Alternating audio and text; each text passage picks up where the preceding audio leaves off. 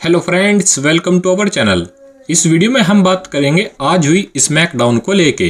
आज की SmackDown bad blood से पहले आखिरी स्मैकडाउन थी। WWE ने पूरी कोशिश करी कि आज की स्मैकडाउन को काफ़ी कमाल और धमाल बनाया जाए। स्मैकडाउन को किक ऑफ करते हैं एजे स्टाइल्स।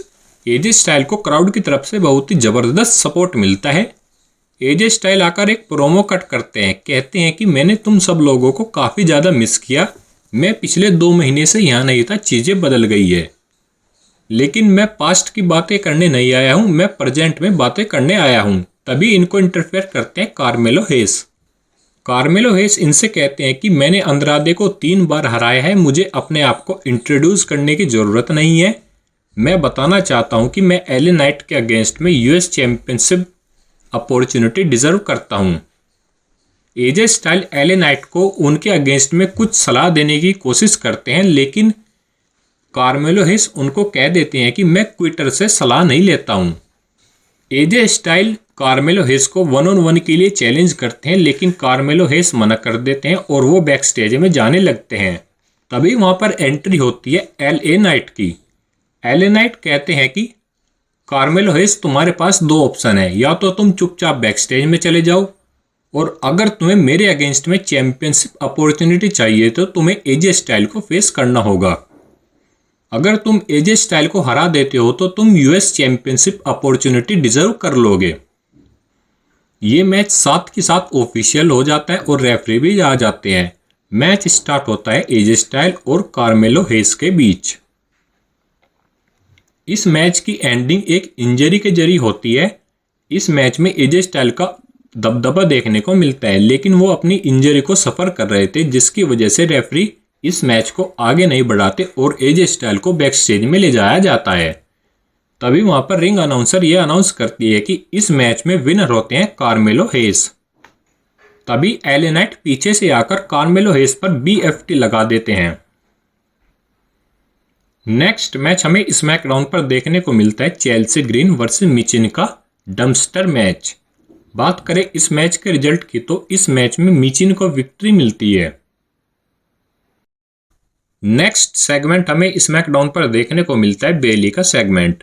बेली रिंग में आती है, कहती है कि मेरे पास 24 घंटे से भी कम का समय बचा है जब मेरे पास चैंपियनशिप हासिल करने की अपॉर्चुनिटी होगी।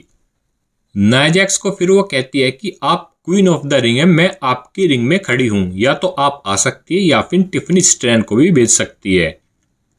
देन एंट्री होती है नाया जैक्स और टिफनी स्ट्रैन की। ये दोनों भी रिंग में आ जाती है और नाया जैक्स बेली से कहती है कि आपको जो कुछ भी कहना है मेरे फेस पर बोलो। बेली कहती है कि आप कभी भी इस चैंपियनशिप की इंपॉर्टेंस नहीं समझ पाएगी। इस चैंपियनशिप ने मेरे और फैंस के बीच एक अलग ही कनेक्शन बनाया हुआ है। मैंने ये टाइटल जीतने का सपना बड़े होते हुए देखा था और मैंने इस सपने को अचीव भी किया था। स्मैकडाउन के रोस्टर पर अभी 2 ही सुपरस्टार है जो आपको डिथ्रोन कर सकते हैं। एक है बेली और दूसरी है टिफनी स्ट्रैन, जो कभी भी money in the bank cash in करके तुमको हरा सकती है। तभी टिफनी स्ट्रैन बोल पड़ती है कि आपको क्या लगता है कि मुझे नाया जैक्स को हराने के लिए money in the bank briefcase की जरूरत है? मैं बिना इसके भी कर सकती हूँ। तभी नाया जैक्स बोलती है कि 1 मिनट, आपने क्या कहा? तभी टिफनी स्ट्रैन बातों को घुमा देती है और कहती है कि बेली, आपको क्वीन के सामने सिर झुकाना चाहिए। बेली इसके रिप्लाई में कहती है कि ऐसा नहीं होने वाला है, मेरे मन में नाया और किसी के लिए भी कोई इज्जत नहीं है। तभी बेली, टिफनी स्ट्रैन और नाया जैक्स के बीच ब्रोल स्टार्ट हो जाती है और इस ब्रोल में अपर हैंड मिलता है बेली को। देन वहां पर एंट्री होती है नेओमी की। मैच स्टार्ट होता है नेओमी वर्सेस टिफनी स्ट्रैन का। ठीक ठाक सा ये मैच था। बात करें इस मैच के रिजल्ट की तो इस मैच में नेओमी को विक्ट्री मिलती है। नेक्स्ट हमें स्मैकडाउन का मेन इवेंट देखने को मिलता है, जिसमें ब्लड लाइन अपनी स्मैकडाउन टैग टीम चैंपियनशिप को एक ट्रिपल थ्रेट लैडर मैच में डिफेंड करती है। ब्लड लाइन के अगेंस्ट में होती है DIY एंड स्ट्रीट प्रॉफिट। ये काफी धमाकेदार और काफी कमाल का ये मैच था।